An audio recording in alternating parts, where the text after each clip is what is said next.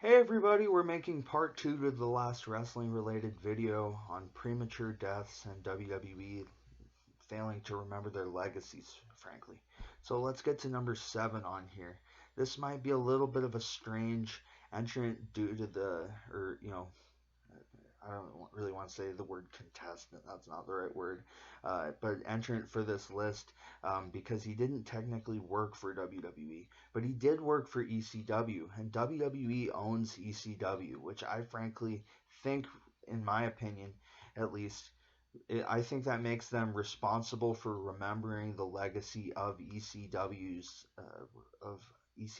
wrestlers, because they're the only people who have that copyright and who own those ring names and who have that video library.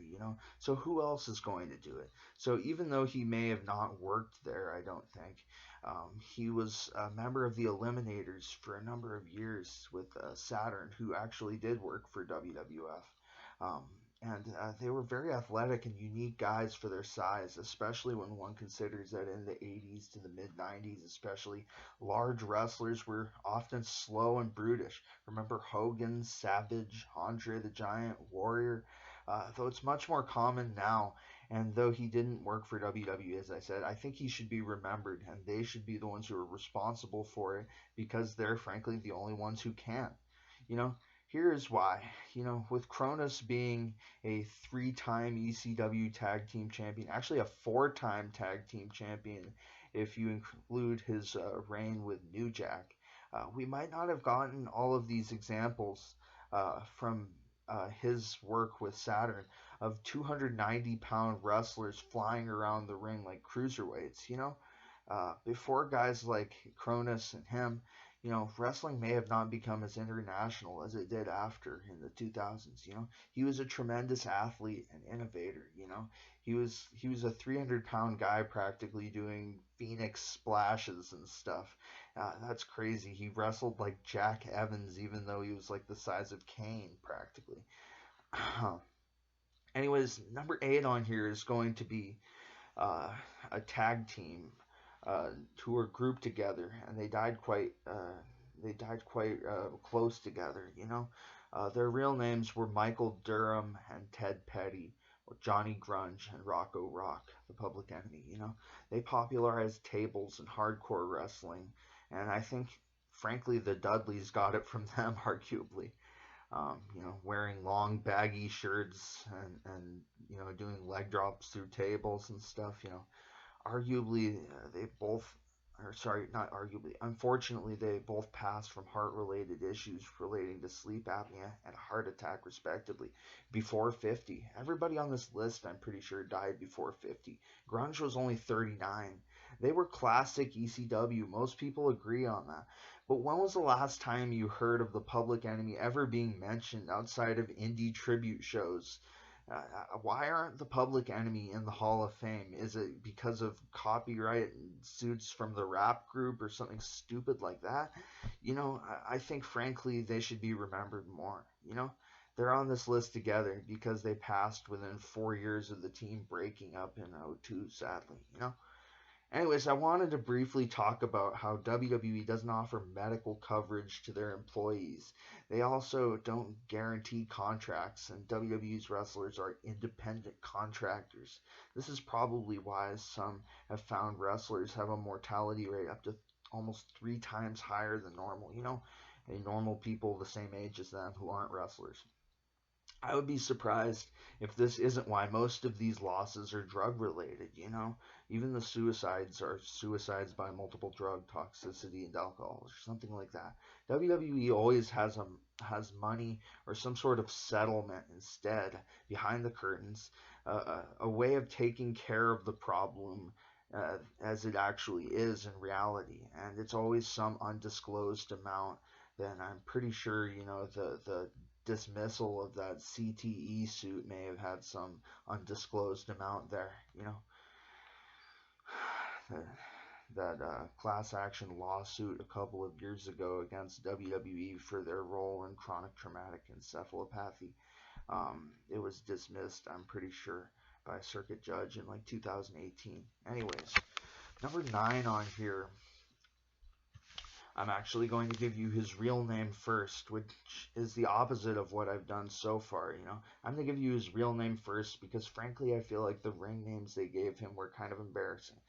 And that's Nelson Fraser Wright, a man who is known also as Viscera and Big Daddy V, respectively, towards the beginning and towards the end of his career. Also as like the world's largest love machine, kind of like a WCW Mike Awesome. This is a man who I'm listing here because I think that he was often. Um, I think that he often deserved better. And I'm not listing him here because Viscera is any sort of legend in wrestling, but more because he's a perfect example of why WWE should be more careful in their matches and offer some sort of health care and retirement plan so retirement isn't a death sentence. So Viscera is here because he had CTE and heart problems. Haven't we seen enough of that already? He passed before middle age, and WWE was more concerned with pursuing action against his lawyer than honoring him in any right way. I think that Wright should serve as an example not to let this happen to a wrestler again. At least to stop it from being the norm. He may not have been, a superstar in the ring. He might have wrestled on WWECW, but I think he deserved better, and frankly, he deserved better after in terms of care and insurance.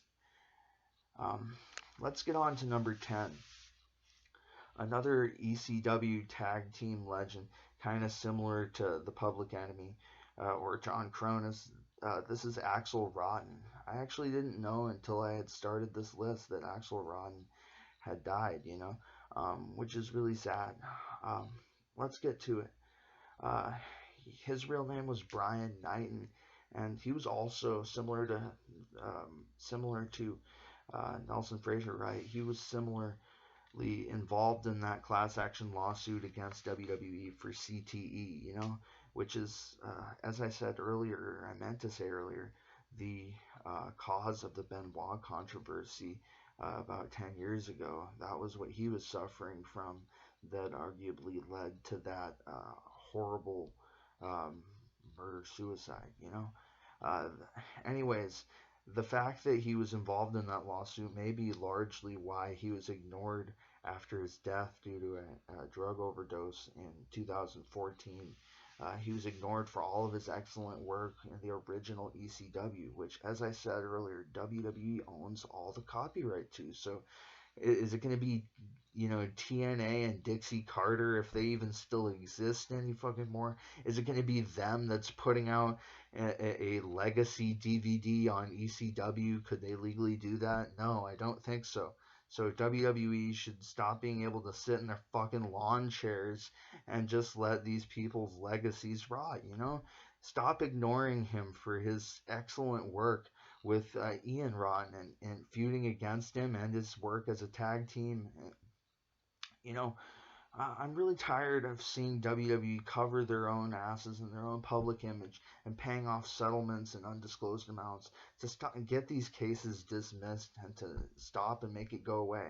Instead of ever solving the negligence and lack of financial care that leads these guys to have such a high death rate, stop the drug abuse and the independent contracting. It's time for WWE to do more if they're going to be the only large wrestling company in America on TV like the Walmart or the Amazon of wrestling.